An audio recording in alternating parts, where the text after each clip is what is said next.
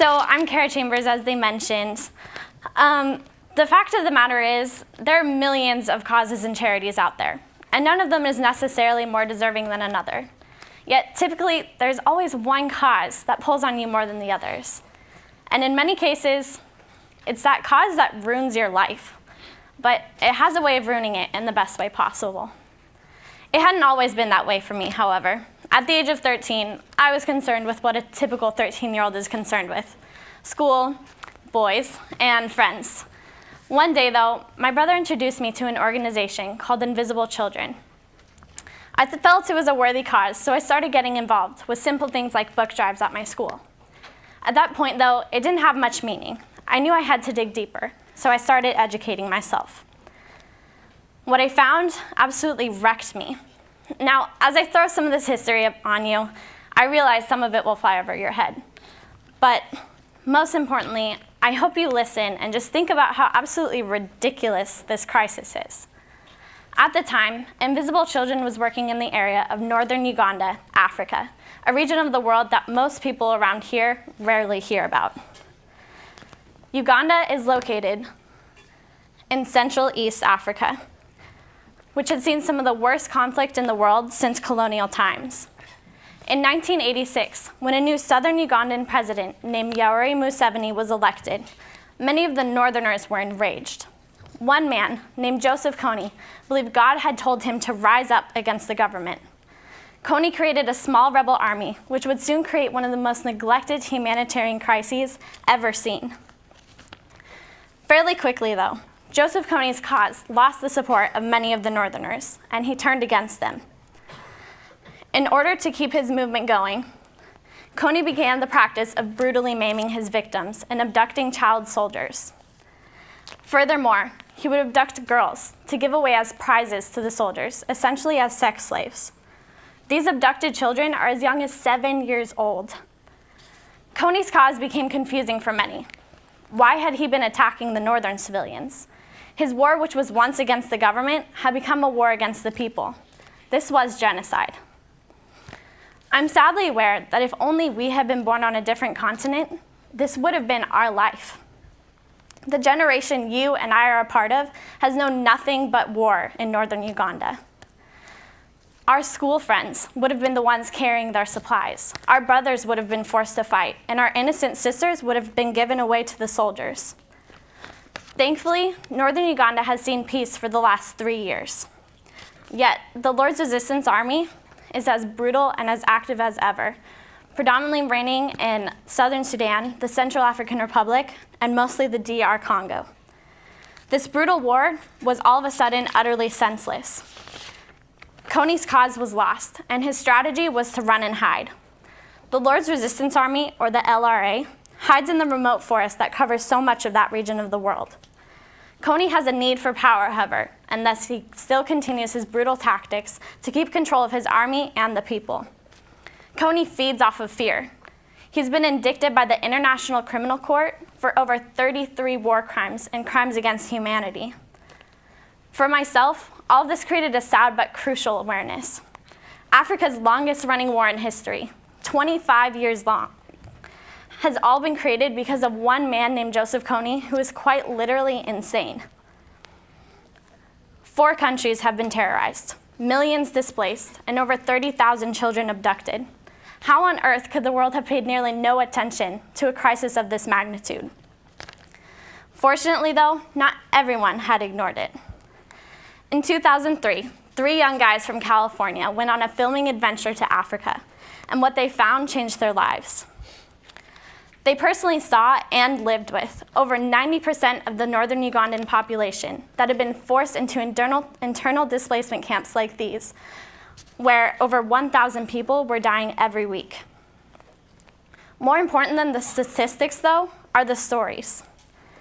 The 3 Americans documented the story of a young boy named Tony, 11 years old at the time, but living on the streets, with no father and a mother dying of HIV/AIDS.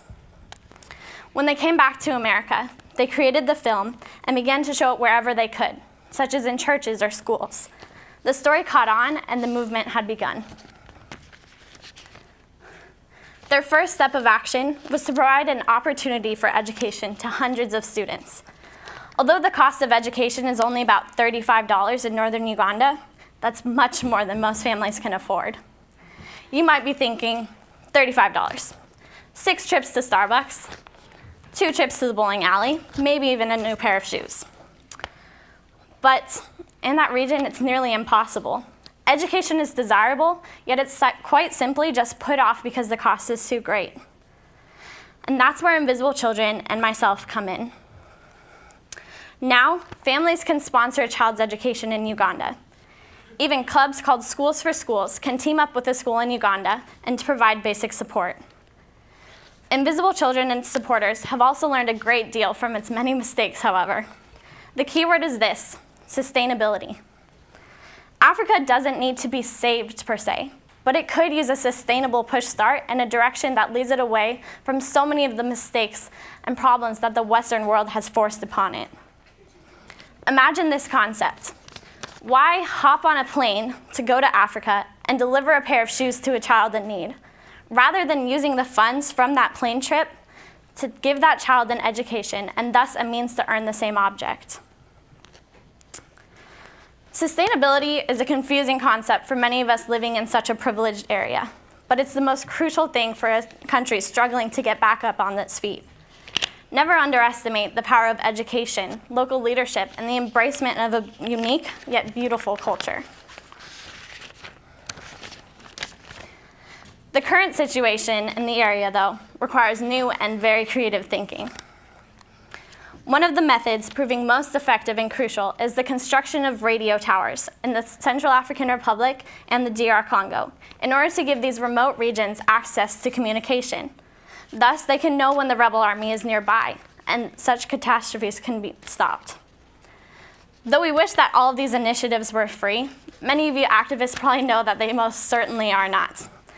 To reach the many goals set in front of us, sometimes the simplest fundraisers can gain the greatest support. We've gone caroling for our cause, made passion fashion, and even held parties with a purpose. A fellow Schools for Schools club at Newport High School nearby even held a breakdancing competition called Back to Reality.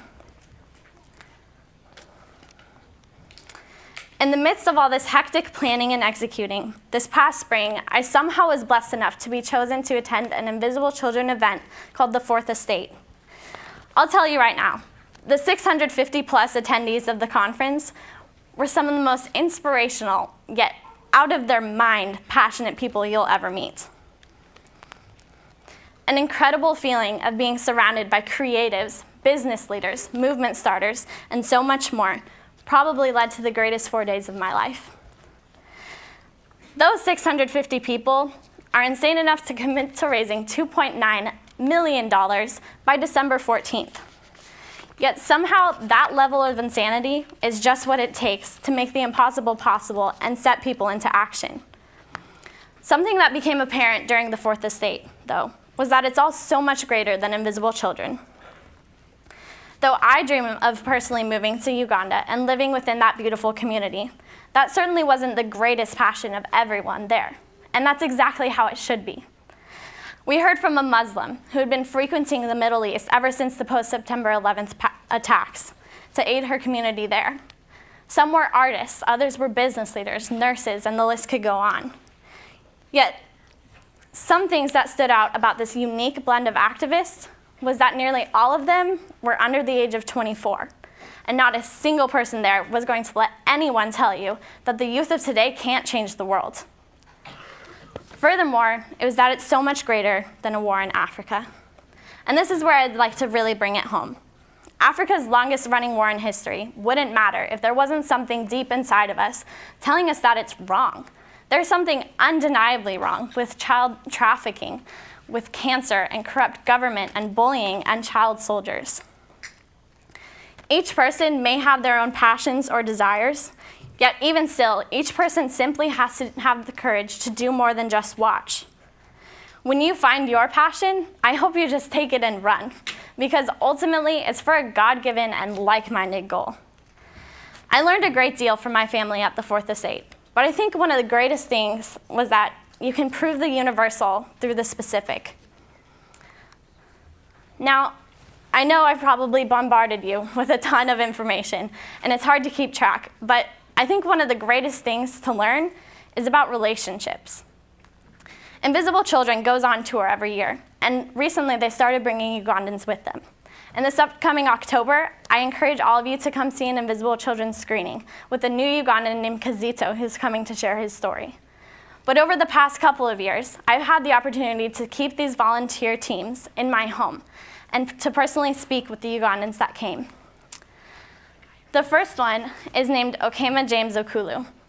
And honestly, he's become one of my greatest friends. We have very different lives though. James grew up in Northern Uganda in his hometown of Gulu, in one of the biggest displacement camps that Uganda had seen. Life was rough there. He didn't know his father. His father was killed when he was just a baby, and his mother had been ill for most of his life. James barely could afford school, and then when it stopped, he had to find a way to earn a scholarship. Invisible Children found him, and he became one of Anaka Secondary School's most successful graduates. It was really difficult for me when James had called me recently, and he had told me that his malaria symptoms had come back.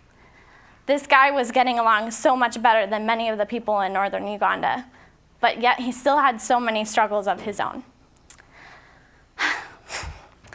Furthermore, one of the other stories is of my friend Achan Brenda. She had been a little more directly impacted by the Lord's Resistance Army. At the age of only 8 years old, her sister had been abducted. For 7 years, her family sat at home wondering if they would ever see her sister again, if she was even alive. Her sister was in the bush, carrying the supplies of the soldiers and much more. But one day, she managed to escape. When she came back home, the family was rejoicing with the reunion, but things would still never be the same. Her sister had to go to a rehabilitation center, which did help a considerable amount, though. Brenda is one of the most quiet and humble women you'll ever meet, but with a heart as courageous as you could possibly imagine. The stories of death and war and despair can never stand a chance to the stories of hope and life that you can find all over the world. Thank you.